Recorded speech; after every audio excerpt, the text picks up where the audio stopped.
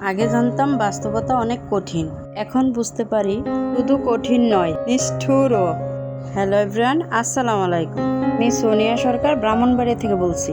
Of ক্যামেরায় সকালে নাস্তা করে নিয়েছি, বাজার থেকে পাট শাক এনেছি, পাট শাকগুলো বেছে নিচ্ছি।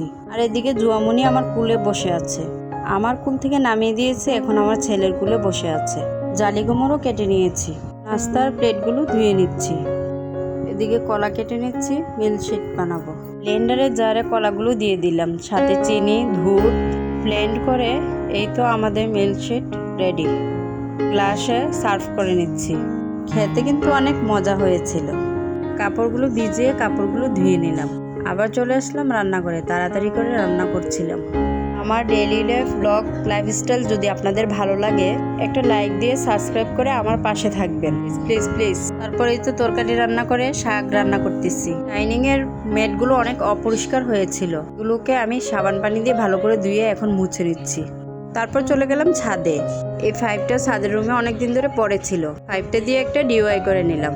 মা ছেলে মিলে এটাকে কেটে নিচ্ছি। তাহলে দেখতে থাকেন আমি কিভাবে এটাকে কেটে নিচ্ছি। পাইপটাকে কাটতে মা ছেলের অনেক কষ্ট হয়েছে। এই তো কাটা কমপ্লিট। তারপর দুই মুখ কাগজ দিয়ে আমি ভালো করে বেঁধে দিলাম। এটাকে আমি কোথায় সেট করব আরেকটি ব্লগ ভিডিওতে আপনাদেরকে অবশ্যই শেয়ার করব। তাহলে আল্লাহ হাফেজ, ভালো থাকবেন সবাই।